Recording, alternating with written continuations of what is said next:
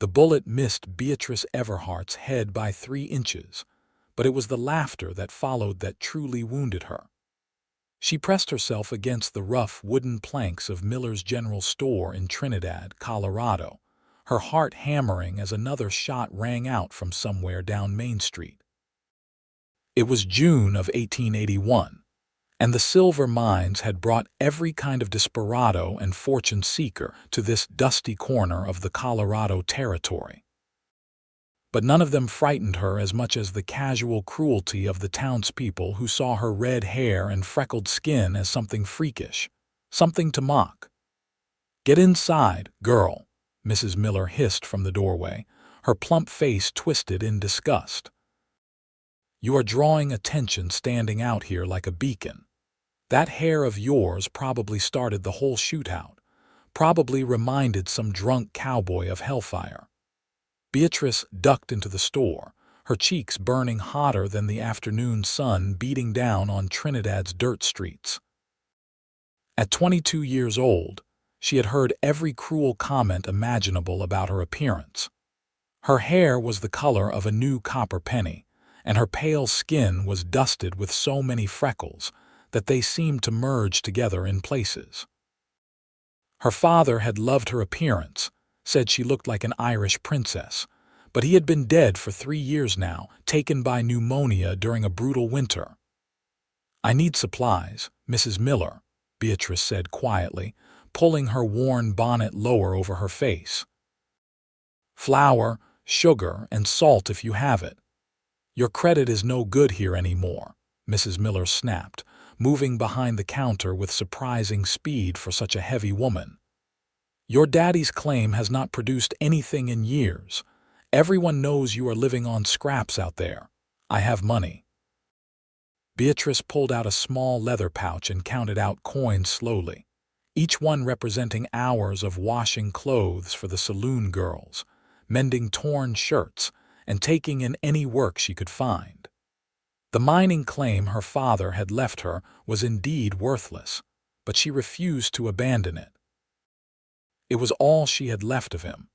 Mrs. Miller took the money with obvious reluctance, as if touching something Beatrice had handled might contaminate her. "You know, if you were not so stubborn, you could find yourself a husband. Even looking like you do, some old widower might take you on. Though I suppose you would have to wear a veil for the ceremony." The words struck like physical blows, but Beatrice kept her expression neutral. She had learned years ago that showing pain only encouraged more cruelty. She collected her supplies and walked out into the blazing afternoon sunshine, grateful that the shooting had stopped. A crowd had gathered near the Lucky Silver Saloon, and she could see a man lying in the street, whether dead or wounded she could not tell. Trinidad was situated in the Purgatoire River Valley, surrounded by mesas and mountains that turned purple at sunset. The town had exploded in size over the past 5 years, as coal and silver brought miners flooding in. The streets were a chaos of freight wagons, horses, and men who had left civilization behind. Violence was common, and law was whatever the men with the fastest guns said it was. Beatrice hurried toward the edge of town where her father's claim sat on a rocky hillside. The cabin was small, just 2 rooms, but her father had built it solidly with thick logs and a good stone fireplace. She was halfway up the winding path when she heard hoofbeats behind her. "Miss Everhart." She turned to see Deputy Tom Kramer riding toward her on a bay gelding. Tom was in his mid-30s, a lean man with a permanent squint from years of staring into the sun. He had never been cruel to her, but he had never been particularly kind either. "Deputy Kramer," she acknowledged, shifting the heavy sack of supplies in her arms. "There is going to be trouble in town tonight," he said without preamble. "That shooting earlier was between 2 mining crews. More men are coming in from both sides, and they are all liquored up and angry. You should stay up at your claim until things settle down." "I was not planning to come back into town," Beatrice assured him. Tom nodded, then hesitated. Miss Everhart, have you given any thought to selling your claim? I know a man who would pay fair money for it. You could move to Denver, start fresh somewhere nobody knows you." "Why would I want to go somewhere nobody knows me?" Beatrice asked, knowing the answer but wanting to hear him say it. Tom's weathered face reddened slightly. "Well, Trinidad is not the easiest place for a woman on her own, especially a woman who stands out." "You mean a woman who looks like me," Beatrice said flatly. "Now, I did not say that." Tom backed his horse up a step. "I am just trying to help. You are not getting any younger and prospects here are not good for you." Beatrice turned and continued up the path without responding. Behind her, she heard Tom mutter something under his breath before riding back toward town. The words had not been kind. By the time she reached the cabin, the sun was beginning its descent toward the mountains. She stored her supplies carefully, rationing them in her mind. The flour would last 3 weeks if she was careful. The sugar she would save for trading. Salt was precious, and she treated each grain like the treasure it was. She stepped back outside to draw water from the well her father had dug. The mountains were turning that particular shade of purple-blue that made her heart ache with beauty. Whatever else Trinidad was, it sat in a landscape that took her breath away. The Spanish peaks rose to the west, their snow-capped summits glowing pink in the fading light. "You look like sunrise." Beatrice spun around, sloshing water from the bucket. A man stood at the edge of her property, and she wondered how he had approached so silently. He was tall, well over 6 feet, with broad shoulders and the lean, muscular build of someone who spent his days working hard. He wore typical cowboy attire: dusty denim pants, a worn chambray shirt, leather vest, and a wide-brimmed hat that shadowed his face. A gun belt hung low on his hips, the holster tied down in the manner of someone who knew how to use it. "Excuse me." Beatrice managed, her hand instinctively moving toward the small knife she kept in her apron pocket. The man stepped closer, and she could finally see his face. He was probably in his mid-20s, with sun-bronzed skin, dark hair that curled slightly at his collar, and striking blue-green eyes that seemed to catch the last rays of sunlight. A few days of stubble darkened his jaw, and when he smiled, small lines appeared at the corners of his eyes. "Your hair," he said, gesturing with one gloved hand. "In this light with the mountains behind you, you look like sunrise, all gold and red and beautiful." Beatrice stared at him, waiting for the punchline, for the cruel laughter that always followed such comments. But the man's expression remained open and honest, almost wondering. "Are you drunk?" she asked bluntly. He laughed, a warm sound that startled a bird from a nearby juniper tree. "Stone sober, though I would not blame you for thinking otherwise." Most men probably do not walk up to strange women and start talking about sunrises. He removed his hat, revealing more of that dark, wavy hair. "Name is Walker Xander. I am working as a ranch hand at the Double T spread about 5 miles north of here." "Beatrice Everhart," she said cautiously. "And you still have not explained what you are doing on my property."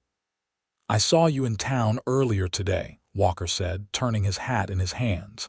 "During the shooting, you looked scared and I wanted to make sure you got home safe, followed at a distance just to be certain."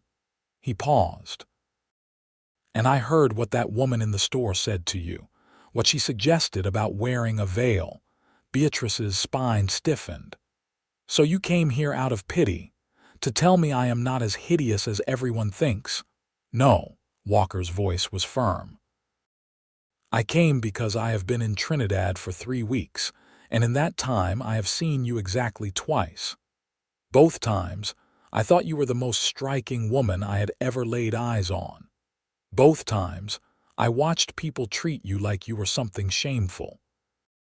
And I decided today that I needed to tell you what I saw when I looked at you." "And what is that?"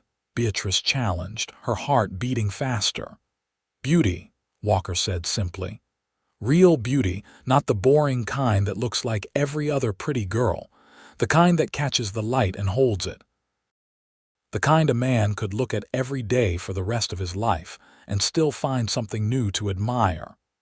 Beatrice set down the water bucket because her hands had started shaking. Is this some kind of joke? Did the boys in town pay you to come up here and make a fool of me? Walker's expression shifted to something darker. Did they do that to you before? Set you up with false compliments? She did not answer, but her silence was answer enough. When she was 19, a young miner had courted her for 2 weeks, bringing her flowers and speaking sweetly. Then, on the night he was supposed to take her to a town dance, he had not shown up. She later learned he had done it all on a bet, to see if anyone could stand to court the freckled witch for a fortnight. The other miners had gotten drunk celebrating his success. I am not part of any joke, Walker said quietly, and I am going to prove that to you if you will let me. How exactly do you plan to do that? Beatrice asked, wrapping her arms around herself. By coming back, Walker said, by asking if I can call on you proper. By showing you that I mean every word I just said. You will ruin your reputation, Beatrice said. The moment people in town see you with me, they will mock you too. They will call you names, make jokes about how desperate you must be. Walker settled his hat back on his head, and in the dying light she could see the set of his jaw, determined and stubborn. Miss Everhart, I have been called worse things by better people. I do not give a damn what the folks in Trinidad think of me. I care about what you think of me. And right now, I am guessing you think I am either crazy or cruel. I aim to change your mind about at least one of those. Before Beatrice could respond, he tipped his hat to her and walked back toward a horse she had not noticed, tied to a pinyon pine just down the slope. He mounted with easy grace and looked back at her one more time. I will be back tomorrow evening if that is all right with you. I would like to bring you something. Why? The word burst from Beatrice before she could stop it. Why would you do this? You do not know me. I could be terrible. Mean or stupid or boring. Walker's smile was visible even in the gathering darkness. Could be. But I am willing to take that risk. Are you willing to take a risk on me? He did not wait for an answer, just turned his horse and rode down the slope toward the valley. Beatrice stood there until the darkness was complete and the stars began appearing overhead in their millions. She went inside and lit a lamp, her mind spinning. It had to be a trick. Men who looked like Walker Xander did not court women who looked like Beatrice Everhart. That was simply how the world worked. Handsome men married pretty women, and plain women learned to be grateful if anyone wanted them at all. But there had been something in his eyes when he looked at her. Something that made her want to believe him, even as every bitter experience warned her not to. She lay awake most of the night, and when she finally slept, she dreamed of sunrises. Walker returned the next evening as promised, riding up to her cabin just as the heat of the day was beginning to fade. Beatrice had spent the day alternating between convincing herself he would not come and preparing in case he did. She had washed her hair, a laborious process that required heating water and using the harsh lye soap she made herself. She had put on her best dress, though it was faded and had been mended in several places. Then she had changed back into her everyday clothes, not wanting to look like she had been waiting for him. Then she had changed back into the good dress again. When she finally heard hoofbeats, she was sitting on the porch trying to look casual while darning a sock, her good dress covered by an apron. Walker dismounted, and she saw he was carrying something wrapped in brown paper. He approached the porch with that same easy confidence he had shown the previous day, but she noticed he stopped a respectful distance away, not crowding her. "Miss Everhart," he greeted her, removing his hat. Thank you for letting me come back. I did not exactly give you permission, Beatrice pointed out, setting aside her mending. True enough. But you did not shoot at me either, which I am choosing to take as a positive sign. He held out the wrapped package. I brought you something. It is nothing much, but I thought you might like it. Beatrice took the package cautiously and unwrapped it. Inside was a length of ribbon, the color of rich chocolate brown, and a small book. She stared at both items, her throat tightening unexpectedly. The ribbon made me think of your eyes, Walker explained. I know most men bring blue ribbons for girls with blue eyes or green for green, but your eyes are brown like creek stones or polished wood. Beautiful. And the book, well, the shopkeeper said it was popular with ladies. I have not read it myself. Beatrice looked at the book's cover. It was a novel, not particularly expensive but new and in good condition. The Mill on the Floss by George Eliot. She had heard of it but had never been able to afford such a luxury. Why? She asked again, the same question that had burned in her mind all day. Walker gestured to the porch steps. May I sit? She nodded, and he settled himself on the top step, gazing out at the view of the valley below. She sat back down in her chair, the book and ribbon in her lap. I grew up in Texas, Walker began. My father had a ranch, nothing huge but respectable. I have 2 brothers and 3 sisters. I am the middle child. He paused, choosing his words carefully. When I was 16, my youngest sister got sick, scarlet fever. She survived it, but it left her with a weak heart. The doctor said she would probably not live past 20. Beatrice listened, sensing this story was important. Sarah, that is my sister, she had this way about her. She could find joy in everything, even after she got sick. She would sit on the porch and watch the clouds and make up stories about where they were going. She loved wildflowers, and even when she was too weak to walk far, she would have us bring her bouquets. Walker's voice softened. She died 2 years ago. She made it to 23, longer than anyone expected. I am sorry, Beatrice said quietly. The thing is, Walker continued, after Sarah died, I realized how much of life we waste on things that do not matter. People spent time being cruel or petty or judging others for stupid reasons, and meanwhile, people like Sarah who should have had decades ahead of them were gone. He turned to look at Beatrice directly. When I saw you in town, looking so scared during that shooting, and then when I saw how that woman treated you, something in me just snapped. Here was someone who was clearly decent and kind, being treated like dirt for no good reason. And then I really looked at you, and I saw someone beautiful being told she was ugly. It made me angry, but more than that, it made me want to do something about it. So this is about your sister, Beatrice said, trying to keep the disappointment from her voice. I remind you of her. No, Walker said firmly. This is not about Sarah. She was blonde and blue-eyed and looked nothing like you. This is about me learning from her that life is too short to pretend you do not feel something when you do. The moment I saw you, I felt something. Attraction, curiosity, a wanting to know more. And then I heard how people treated you, and I felt angry on your behalf. And then I told myself that I could either ride away and forget about the beautiful red-haired woman living alone on this mountain, or I could ride up here and tell you the truth. Beatrice touched the ribbon, the fabric soft under her fingers. You have to understand how hard this is for me to believe. My entire life, people have made it clear that I am not the kind of woman men pursue. I am the one who gets pitied at best and mocked at worst. Then people are fools, Walker said, and I am asking you to give me a chance to prove I am not one of them.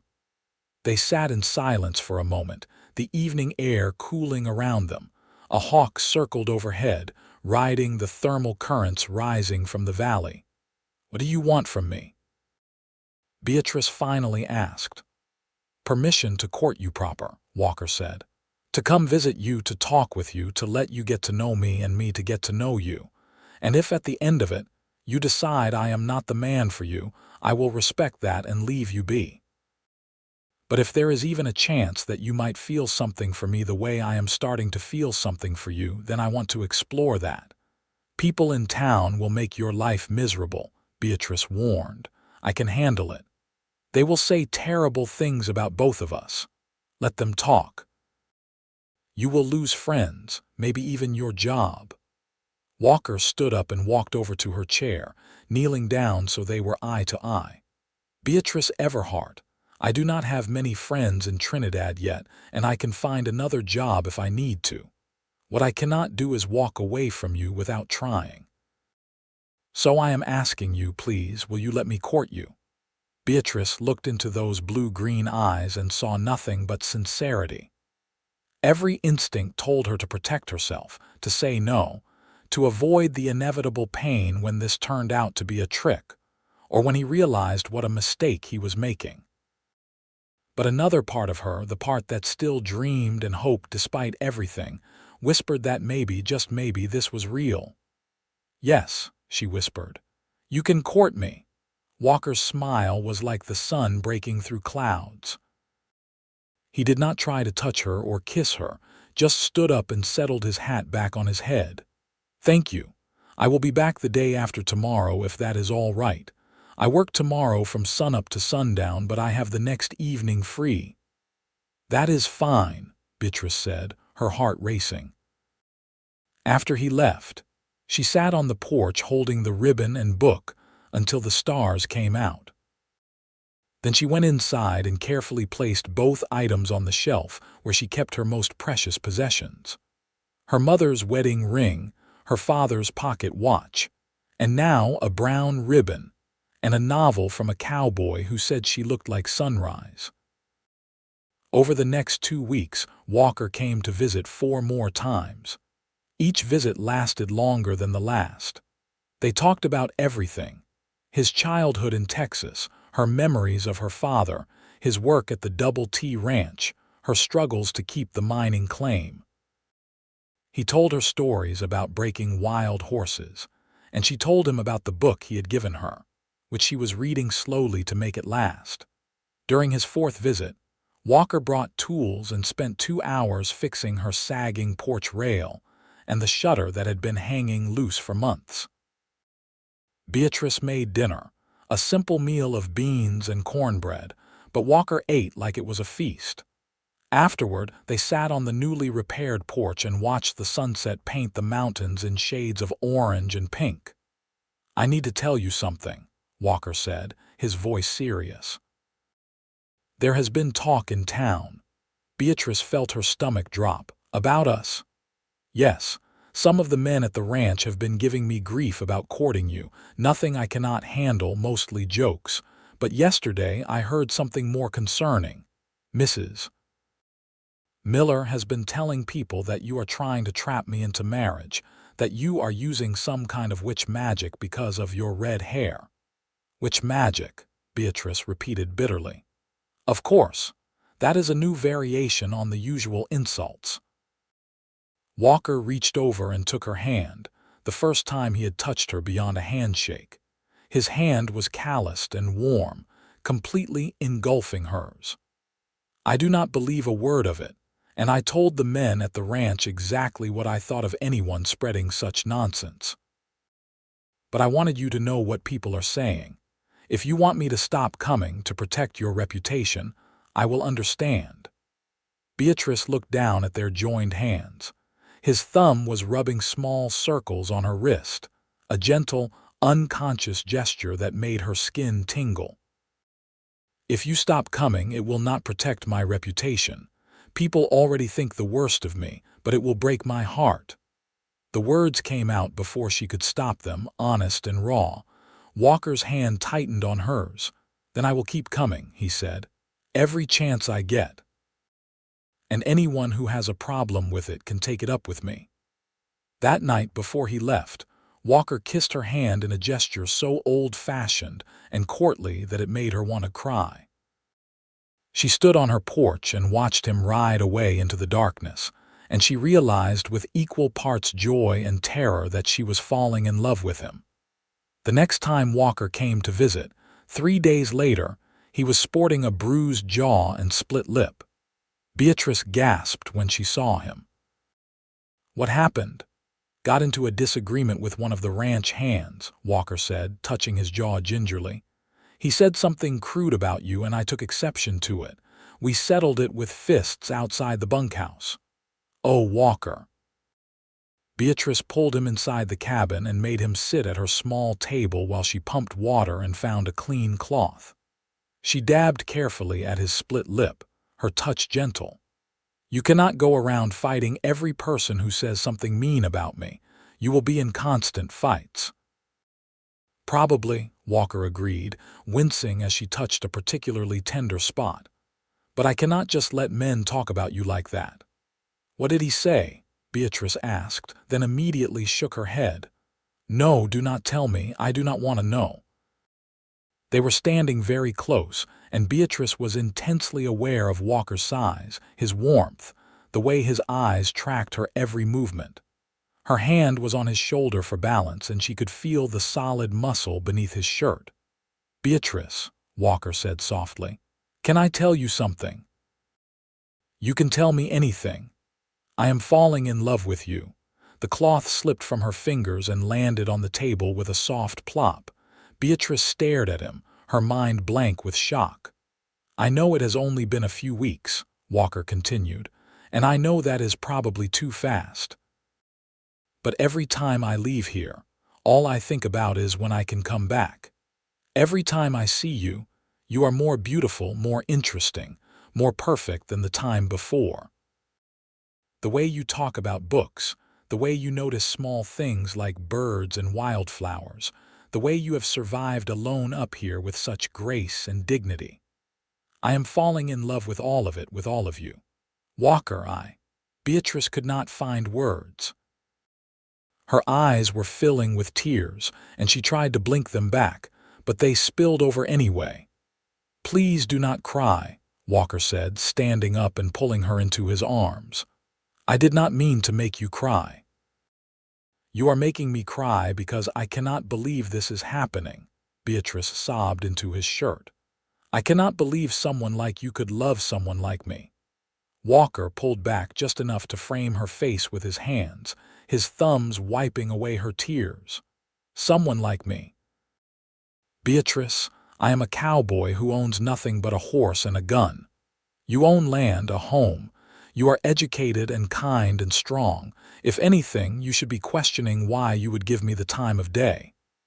"Because I love you too," Beatrice whispered. "I have been so scared to admit it, even to myself, but I love you so much it terrifies me."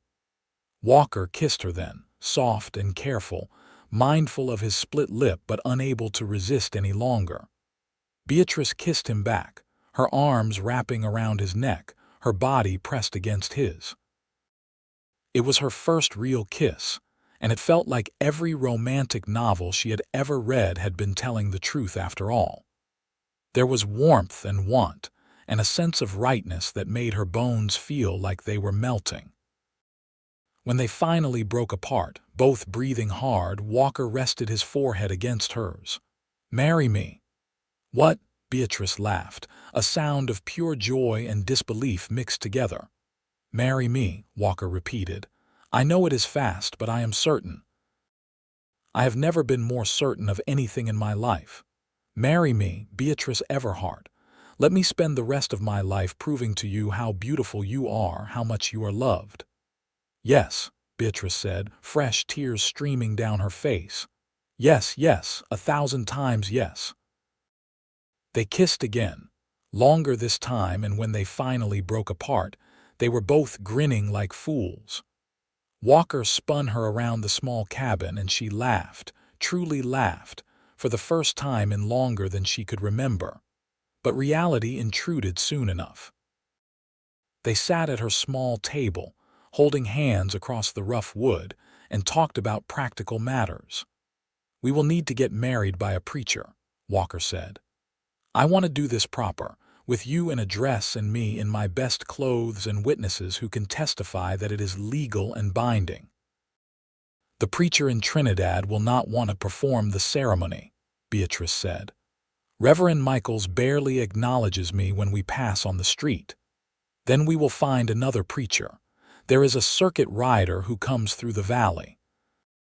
Or we can ride to Pueblo or Colorado Springs if we need to. What about your job? Beatrice asked. The ranch owner will not be happy if you marry me. Walker's expression hardened. Mr. Thompson can accept it or I will find work elsewhere. The fact is, Beatrice, I have been thinking about starting my own operation. Nothing big at first, just a few head of cattle, some horses. Your land here has good water and decent grazing on the lower slopes. With some work, we could build something together. You would want to live here. Beatrice looked around her small cabin. Walker, there is barely room for one person, let alone two. Then we will add on, build more rooms, make it a proper ranch house. Walker was warming to his idea now, his eyes bright with plans. I have some money saved. Not much, but enough to get us started. We can buy cattle, maybe get some chickens and a milk cow. You could have a proper garden. Beatrice felt hope blooming in her chest, terrifying and wonderful. Do you really think we could make it work? I know we can, Walker said firmly. It will not be easy, but nothing worth having ever is. We will have to work hard, and there will be times when money is tight. But we will have each other, and that is what matters. They talked late into the night, making plans and dreaming together. When Walker finally left, riding back toward the Double T Ranch, Beatrice stood on her porch and looked at the star-filled sky with wonder. She was going to be married. She was going to have a partner, someone to share her life with, someone who loved her not despite her appearance but because of all that she was. The next week was a whirlwind of activity. Walker gave notice at the Double T Ranch, and as predicted, Mr. Thompson was not pleased. He tried to convince Walker that he was making a mistake, that Beatrice was not worth losing a good job over, but Walker stood firm. He worked his final 2 weeks while beginning to make arrangements for their wedding. The circuit preacher was due to come through Trinidad in 3 weeks. Walker rode to the small church on the edge of town and spoke with Reverend Michaels, asking him to make arrangements for the preacher to perform a wedding ceremony. Reverend Michaels was cold and disapproving, but he could not refuse the request without good cause. People will talk, the Reverend warned Walker. That woman is not well regarded in this community. That says more about the community than it does about her, Walker replied evenly. Now, will you arrange the ceremony or not? The ceremony was scheduled for the last Saturday in July. Beatrice spent her meager savings on fabric to make a new dress. She could not afford traditional white silk, so she chose a pale blue cotton that brought out her eyes. She stayed up late by lamplight, sewing careful stitches and trying to make the dress as fine as she could. Walker bought his first cattle, 5 cows and a bull, with money he had saved from his wages. He also purchased lumber and began the work of expanding the cabin.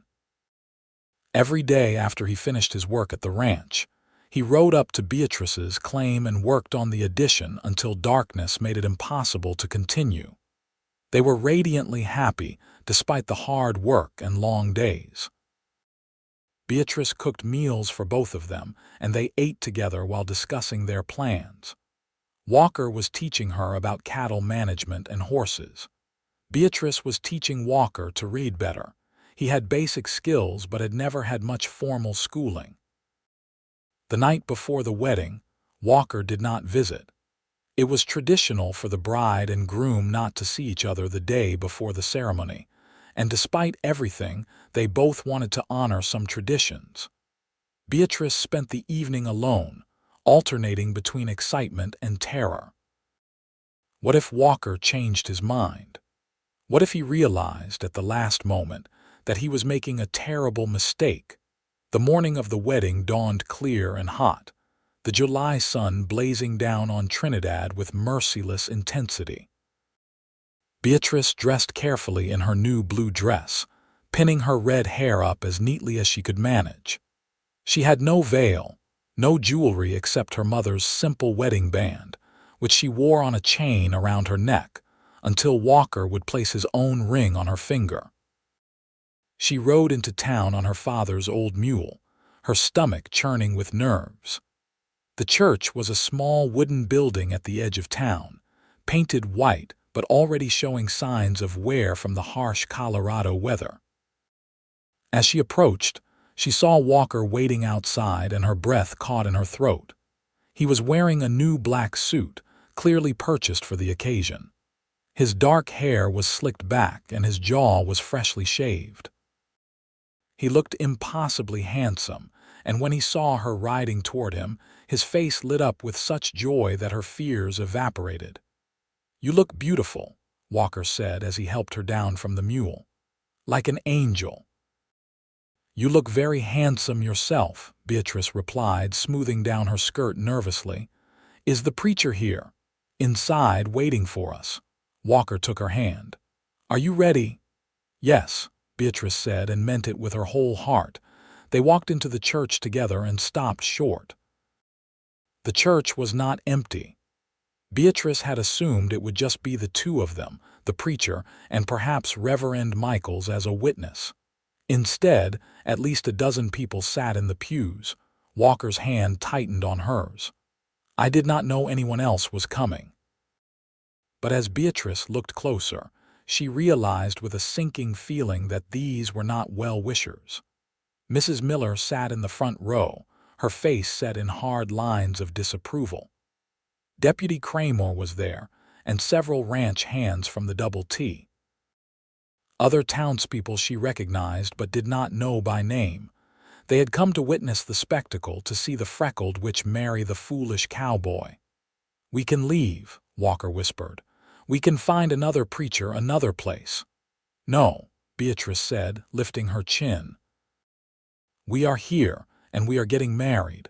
I will not let them chase us away." They walked down the aisle together, and Beatrice kept her eyes forward, refusing to look at the disapproving faces. The circuit preacher was an elderly man with white hair and kind eyes. He smiled at them both, and Beatrice felt a rush of gratitude that at least he seemed to approve. "Dearly beloved," the preacher began, and his voice was strong despite his age. "We are gathered here today to witness the union of Walker Xander and Beatrice Everhart in holy matrimony." Someone in the pews laughed, a cruel sound quickly stifled. Walker's jaw tightened, but he kept his eyes on Beatrice. The preacher continued with the traditional words, speaking about love and commitment and the sacred bond of marriage. When he asked if anyone objected to the union, Beatrice held her breath. "I object." Mrs. Miller stood up, her voice ringing through the small church. "This is a mockery. That girl is a witch, and everyone knows it. She has bewitched this poor boy, and he is too foolish to see it." "Sit down, Mrs. Miller," the preacher said calmly. "Unless you have legal cause to prevent this marriage, your objection is noted but meaningless." "She will ruin him," Mrs. Miller insisted. "Mark my words, no good will come of this union." "The only thing marking your words is your spite," Walker said, his voice cold. "Now sit down and be quiet or leave." Mrs. Miller sat, her face flushed with anger. The preacher continued, and Beatrice felt tears prickling at her eyes. Not tears of sadness, but of anger at the cruelty of people who could not simply let two people be happy. "Do you, Walker Xander, take Beatrice Everhart to be your lawfully wedded wife, to have and to hold from this day forward, for better or worse, for richer or poorer, in sickness and in health, until death do you part?" "I do," Walker said, his voice firm and clear. "And do you, Beatrice Everhart, take Walker Xander to be your lawfully wedded husband, to have and to hold from this day forward, for better or worse, for richer or poorer, in sickness and in health, until death do you part?" "I do," Beatrice whispered. Then louder, I do." Walker slipped a simple gold band onto her finger. She had not asked where he had gotten it, had not wanted to know how much of his savings it had cost. It fit perfectly, warm and solid against her skin. "Then by the power vested in me, I now pronounce you husband and wife. You may kiss your bride." Walker pulled Beatrice into his arms and kissed her thoroughly, in front of God and the disapproving townspeople and anyone else who wanted to watch. When they finally broke apart, both breathing hard, a few people in the pews were clapping. Not many, but some. Beatrice looked and saw a few of the saloon girls in the back, women whose clothes she had washed, smiling and clapping enthusiastically. One of them called out, "Good for you, honey." They signed the marriage certificate, the preacher and Deputy Cramer serving as witnesses. Whatever Cramer thought personally, he performed his duty with professional courtesy. And then they were walking back down the aisle, husband and wife, while Mrs. Miller glared and others whispered behind their hands. Outside in the blazing sunshine, Walker lifted Beatrice and spun her around, both of them laughing with relief and joy. "We did it," he said. "We are married." "We are married," Beatrice repeated, still hardly believing it. She was someone's wife, Walker's wife. They rode back to the claim together, Walker on his horse and Beatrice on her mule, side by side. When they reached the cabin, Walker dismounted and lifted Beatrice down, then carried her across the threshold in the traditional manner. Inside, he set her down gently and kissed her again, softer this time, full of promise. "I am sorry about what happened in the church," Walker said. "I should have expected people would come to gawk." "I am glad they came," Beatrice said, surprising herself. "They wanted to see us humiliated, but instead they saw us happy. They saw that their cruelty and mockery could not stop us from loving each other. That is a victory." Walker cupped her face in his hands, his thumbs brushing across her freckled cheeks. "How did I get so lucky? To find someone so beautiful and so strong." "I am the lucky one," Beatrice whispered. They spent their wedding night in the small cabin, and Beatrice discovered that love was even more wonderful than the novels had promised. Walker was gentle and patient, and when she woke the next morning wrapped in his arms, she felt transformed. She was no longer alone. She had a partner, a true companion. The next months were some of the hardest and happiest of Beatrice's life. Walker finished the addition to the cabin, giving them a proper bedroom and a larger living space. They worked together to fence pasture for their small herd of cattle. Walker broke horses, and Beatrice learned to ride properly, something she had never had the opportunity to do before. Money was tight, sometimes frighteningly so. They ate beans and cornbread more often than not, saved every penny they could. But they were building something together, and that made the hardship bearable. The townspeople did not soften toward them. When Beatrice went into Trinidad for supplies, she still endured stares and whispers. But now she had Walker beside her, his hand at the small of her back, his presence a shield against the cruelty. And gradually, very gradually, some people began to treat them with grudging respect. They paid their bills on time, they worked hard, and they did not cause trouble. That counted for something, even in a harsh town like Trinidad. In October, Beatrice realized she was pregnant. She told Walker one evening as they sat on the porch watching the sunset, and his whoop of joy probably carried all the way to town. He picked her up and spun her around, then immediately set her down gently, as if she were made of glass. "Are you happy?" Beatrice asked, laughing at his sudden carefulness. "Happy, Beatrice, I am the happiest man alive. We are going to have a baby, our baby." He placed his hand on her still flat stomach.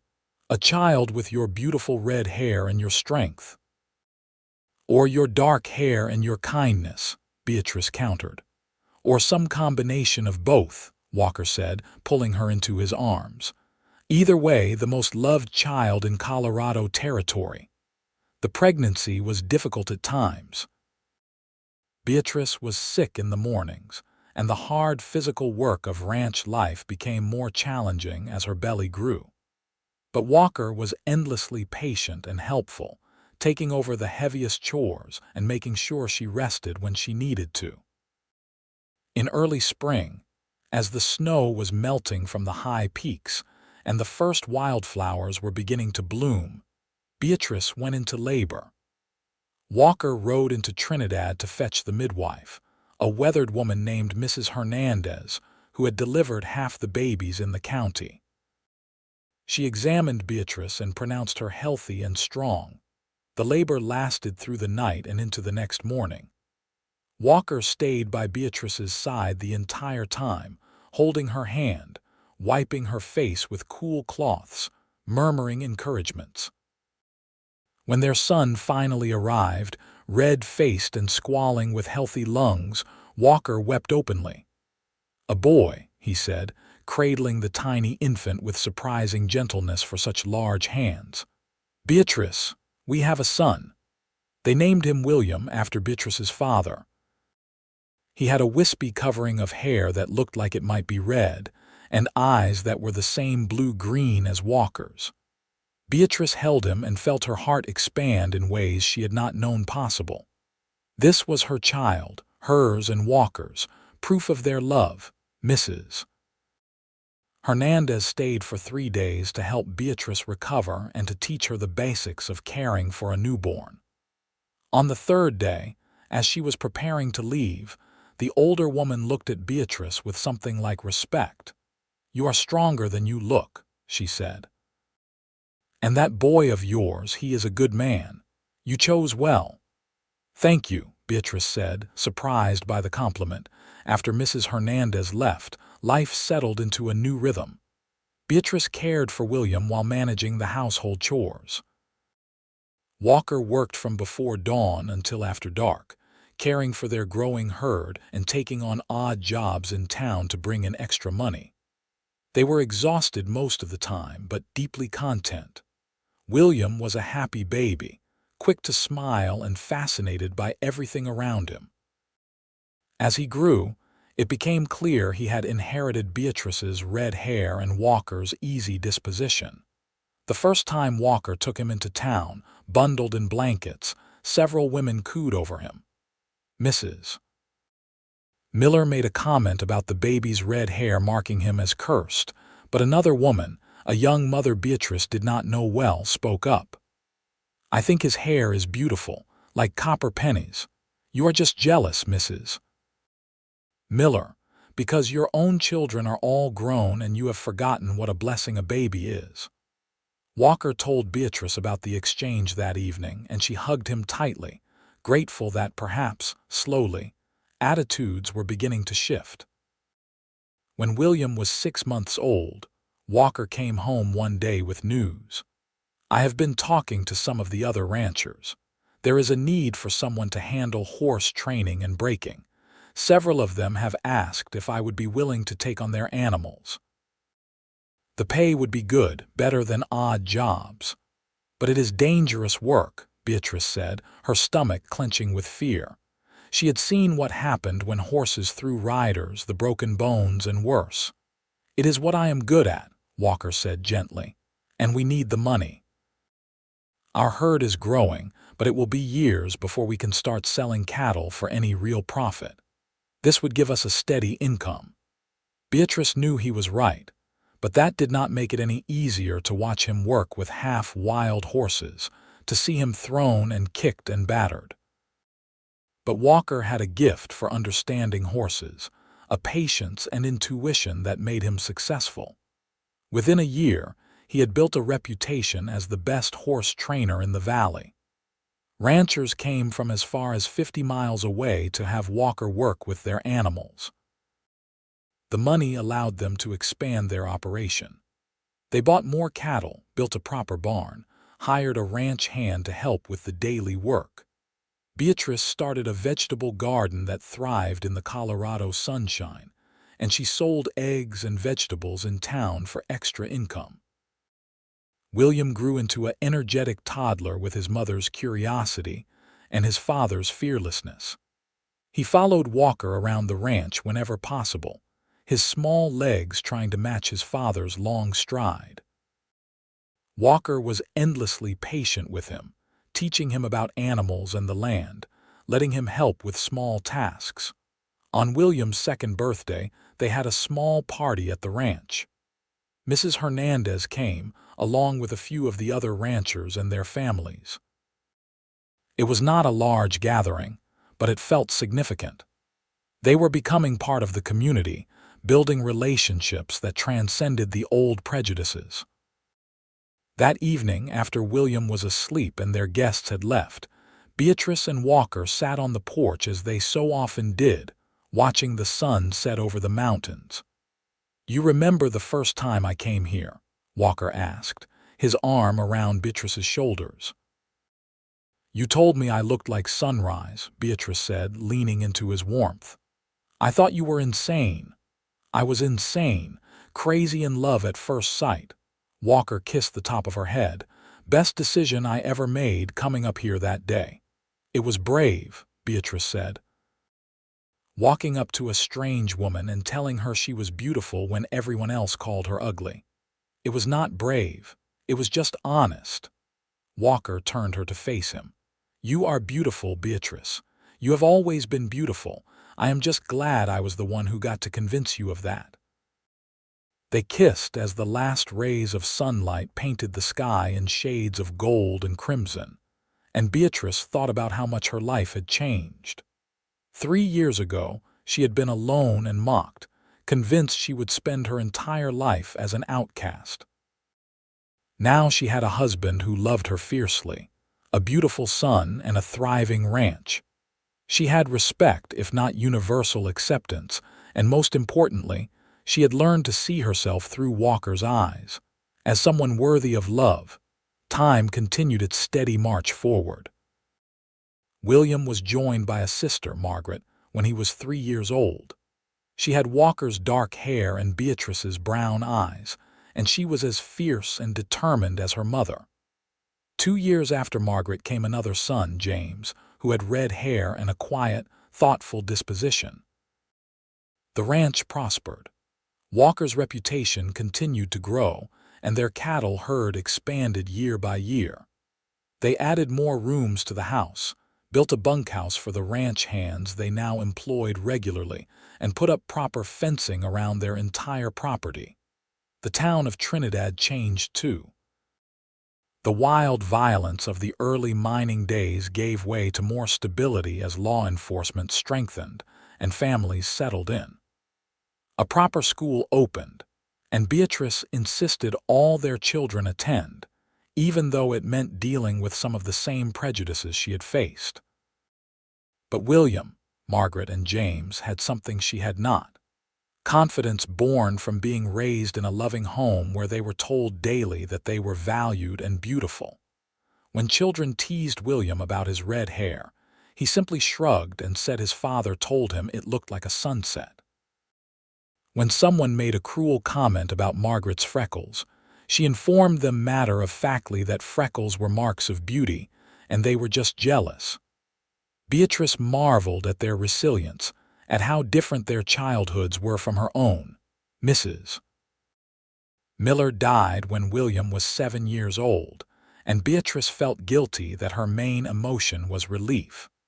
One less source of cruelty in the world. The woman's son took over the general store, and he was far more pleasant to deal with, treating Beatrice with the same professional courtesy he offered all customers. On their 10th wedding anniversary, Walker surprised Beatrice by taking her to dinner at the finest restaurant in Trinidad. It was a new establishment, catering to the growing prosperity of the town. Beatrice wore her best dress, dark green silk that Walker had surprised her with for Christmas. Her red hair was pinned up elegantly, and she wore pearl earrings that had been a gift for the birth of their daughter. As they walked into the restaurant, heads turned. But this time, the looks were not of mockery but of curiosity and even admiration. Beatrice Xander was known now as the wife of Walker Xander, the best horse trainer in southern Colorado, and as a shrewd businesswoman in her own right who ran their ranch operations with quiet efficiency. During dinner, Walker reached across the table and took her hand. "Do you remember what I said to you the first day we met? You said I looked like sunrise," Beatrice replied, smiling at the memory. "I was wrong," Walker said, and Beatrice's smile faltered for just a moment before he continued. "You are not just sunrise. You are the whole day from dawn to dusk. You are every beautiful thing I have ever seen, and every morning I wake up grateful that you took a chance on me." "Walker Xander, you are going to make me cry in this restaurant," Beatrice said, her voice thick with emotion. "I love you, Beatrice. More now than the day we married, and I will love you more tomorrow than I do today." "I love you too," Beatrice whispered. "You changed my life. You made me believe I was worthy of love, and that changed everything." They stayed at the restaurant late into the evening, talking and laughing like young courting couple instead of an established married pair with 3 children and a ranch to run. When they finally rode home under a star-filled sky, Beatrice felt profoundly grateful for every moment that had led her to this life. The years rolled on, bringing challenges and joys in equal measure. There were harsh winters when they lost cattle and wondered if they would make it through. There were droughts that tested their water resources and their faith. There were injuries and illnesses that frightened them. But they weathered every storm together, their love deepening with each shared hardship. William grew into a tall young man with his father's skill with horses and his mother's head for business. At 19, he married a quiet young woman from Pueblo, and they built a house on the far corner of the ranch property. Margaret proved to be brilliant with numbers, and she took over managing the ranch's finances when she was just 16. James, the youngest, surprised them all by announcing he wanted to go to college in Denver to study law. "We need good lawyers who understand ranching and the West," he explained to his parents. "I want to help people protect their land and their rights." Beatrice and Walker supported all their children's choices, proud of the people they had become. Their family was growing, bringing new life and energy to the ranch. On a warm summer evening, much like the one when Walker had first appeared on her property more than 25 years earlier, Beatrice and Walker sat on their porch. They were both in their late 40s now, their bodies showing the wear of years of hard work. Walker's hair had threads of silver at the temples, and Beatrice had laugh lines around her eyes. But when they looked at each other, they still saw the young people who had fallen in love in the shadow of the Spanish peaks. "You ever regret it?" Beatrice asked suddenly.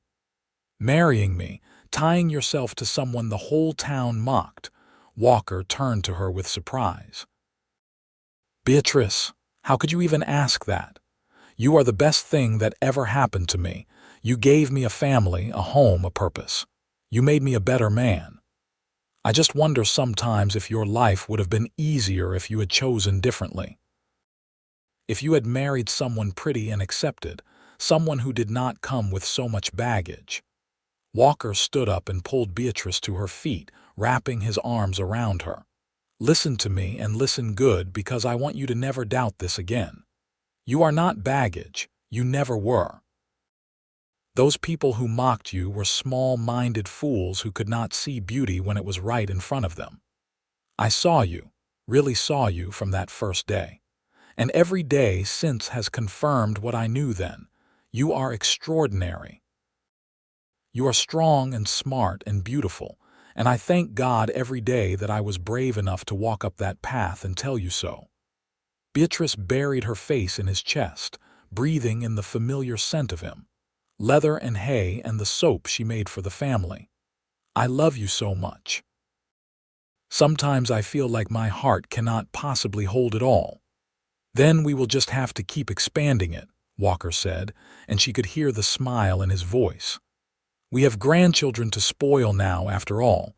We need big hearts for that. Indeed, William and his wife had just welcomed a daughter, the first of the next generation. The baby had red hair, and when Beatrice held her for the first time, she wept with joy. Walker stood beside her, his arm around her shoulders, and whispered, "Another sunrise. Our family is full of them." As they grew older, Beatrice and Walker gradually handed over more of the ranch operations to their children. They remained active and involved, but the daily hard labor fell to younger shoulders. This gave them time to simply enjoy each other's company, to take rides through the mountains they both loved, to sit on their porch and watch their grandchildren play. Trinidad continued to change and grow. The wild frontier town of Beatrice's youth became a settled community with proper schools, churches, and civic organizations. The prejudices that had made Beatrice's early life so painful never disappeared entirely, but they softened. New generations grew up, who did not remember the worst of the old attitudes, who judged people by their character rather than their appearance. Beatrice became known as a matriarch of the community, respected for her intelligence and her generosity. She mentored young women starting their own businesses, shared her knowledge freely, and never forgot what it felt like to be an outsider. When she saw anyone being treated cruelly, she spoke up, her voice carrying the authority of someone who had survived and thrived despite everything. Walker continued training horses into his 60s, though he focused on teaching younger men his techniques rather than doing all the work himself. His methods, based on patience and understanding rather than breaking the animal's spirit, influenced a generation of horse trainers throughout Colorado. On their 40th wedding anniversary, their children threw them a party that seemed to include half the county. The celebration was held at the ranch, under a large tent set up in the pasture. There was music and dancing and food enough to feed an army. Beatrice wore a new dress, deep burgundy silk that complemented her hair, which had only a few strands of silver threading through the red. Walker wore a suit and bolo tie, and he looked distinguished and handsome. During the party, their oldest son William stood up to make a toast. "My parents taught us many things," he said, his voice carrying across the gathered crowd. "They taught us to work hard, to treat people fairly, to never give up on our dreams. But most importantly, they taught us about love. Real love, the kind that lasts through hardships and grows stronger with time. My father saw beauty where others saw flaws, and he had the courage to act on what he saw. My mother had the courage to believe him, to trust in love when she had every reason not to. They built this ranch together, raised us together, and showed us what a true partnership looks like. So please join me in toasting Walker and Beatrice Xander, the best parents anyone could ask for, and a love story for the ages." Everyone raised their glasses, and the applause was thunderous. Beatrice leaned into Walker, tears streaming down her face, and he kissed her forehead gently. "Still look like sunrise to me," he whispered, and she laughed through her tears. They danced that night under the Colorado stars, surrounded by family and friends, their bodies moving together with the ease of 40 years of partnership. The band played old songs, and young couples danced alongside older ones, and children ran around playing games in the twilight. As the party wound down and guests began departing, Beatrice and Walker stood at the edge of the gathering, watching their family. 3 children, all grown and successful, 5 grandchildren with more surely to come, a thriving ranch that would support generations, and most precious of all, a love that had withstood every test. "We did good," Walker said softly. "We did better than good," Beatrice replied. "We created something beautiful." They walked back to their house hand in hand, and Beatrice paused at the porch steps, looking up at the stars. She thought about the frightened, lonely woman she had been at 22, convinced she was unlovable, destined to live her life in isolation and mockery. She thought about the day a cowboy had appeared and told her she looked like sunrise, and how that single moment of kindness and honesty had changed everything. "Thank you," she said, turning to Walker. "For what? For seeing me. For loving me. For showing me that I was worthy of love." Walker cupped her face in his hands, the gesture as familiar and precious as breathing. "Beatrice, you were always worthy. I just got lucky enough to be the one who recognized it." They went inside their home, the house they had built together from that small cabin, into a sprawling ranch house full of memories and love. And as they settled in for the night, Beatrice Xander, formerly Everhart, fell asleep in her husband's arms as she had for 40 years, knowing she was loved and cherished and treasured exactly as she was. The years continued their gentle march. Beatrice and Walker both lived to see their grandchildren grow and marry, to hold great-grandchildren in their arms. They grew old together, their bodies slowing but their love never dimming. Walker still told Beatrice she was beautiful every single day, and she still felt her heart flutter when he smiled at her. When Walker died at the age of 78, peacefully in his sleep, Beatrice grieved deeply. But she also felt profound gratitude for the life they had built together. She had loved and been loved completely, and that was more than most people could say. She lived for 3 more years, surrounded by her children and grandchildren, still sharp and engaged with the world. She spent her final days in the house Walker had expanded for her all those years ago, looking out at the mountains they both loved. On her last evening, as the sun was setting and painting the sky in shades of gold and crimson, her daughter Margaret sat with her. "Tell me again about when you met Father," Margaret asked, as she had asked many times over the years. Beatrice smiled, her eyes distant with memory. "He walked up to this very porch, and I thought he was the most handsome man I had ever seen. I could not imagine what he wanted with me. And then he said those words that changed my life. 'You look like sunrise.' He was right," Margaret said, squeezing her mother's hand. "You are beautiful, Mother, you always have been." "Your father taught me to believe that," Beatrice said softly. "He saw me, truly saw me, and loved what he saw. That was the greatest gift anyone ever gave me." That night, Beatrice Xander died peacefully, her last thoughts of Walker and the life they had shared. She was buried next to him on a hillside overlooking the ranch, under the vast Colorado sky they both loved. Her headstone reads simply, "Beatrice Xander, beloved wife, mother, grandmother, she looked like sunrise." The ranch continued to thrive under the management of her children and grandchildren.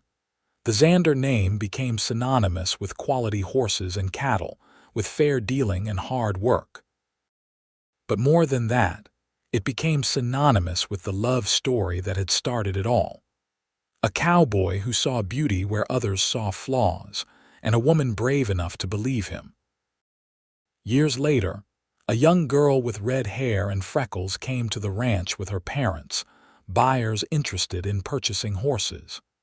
She was quiet and withdrawn, clearly used to being mocked for her appearance. William Xander, now an old man himself but still working the ranch, noticed her hanging back while the adults talked business. He approached her gently. "What is your name, young lady?" "Sarah," she whispered, not meeting his eyes. "That is a beautiful name. My aunt was named Sarah." William knelt down so he was at her eye level. "Can I tell you something, Sarah? You remind me of my mother." The girl looked up, surprised. "Your mother?" "Yes, she had hair just like yours, the color of a new penny, and freckles scattered across her nose like stars. People used to say unkind things to her about it."